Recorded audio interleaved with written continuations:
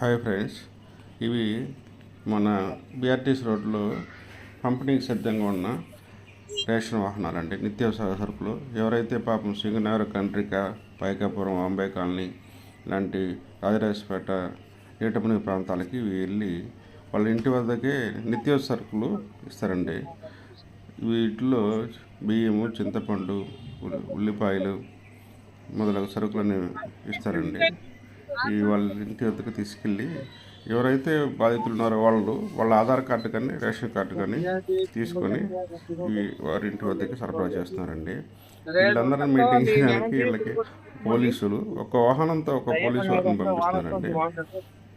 చూడండి, వందలాది వాహనాలు. కనీసం శారదా కాలేజీ నుంచి మన రామర్పాట రింగ్ వరకు కనీసం 3-4 కిలోమీటర్లలో ఇవన్నీ లోడింగ్ చేస్తున్నారండి. అక్కడ పెట్టి పక్కన లారీలు ఉన్నాయండి. వాళ్ళు లోడ్ చేసుకొని తీసుకెళ్ళి వాళ్ళు ఎవరైతే బాధ్యులు ఉన్నారో వాళ్ళకి అందజేస్తున్నారండి. ఇది ఈ బృహత్తర కార్యక్రమం చాలా మెచ్చుకోదగింది. దీనికోసం మనం ఈ గవర్నమెంట్కి థ్యాంక్స్ చెప్పాలండి, ఎంత లేదన్నా.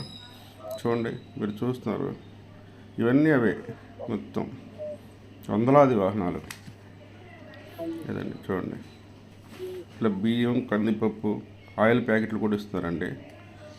ఒక కిట్ లాగా తయారు చేసి ఇస్తున్నారు. ప్రతి వాహనానికి ఒక పోలీస్ వ్యక్తిని పంపిస్తున్నారండి. అదండి ఇది.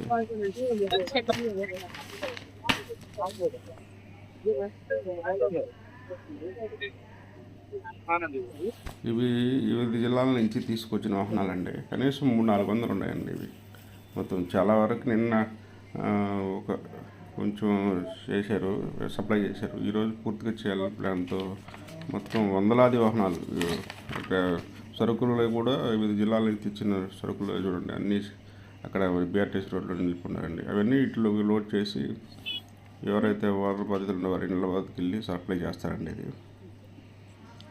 ఇది friends, thank you for supporting watching. దయచేసి ఈ ఛానల్ని సబ్స్క్రైబ్ చేసుకొని లైక్ చేసి షేర్ చేయండి ఫ్రెండ్స్.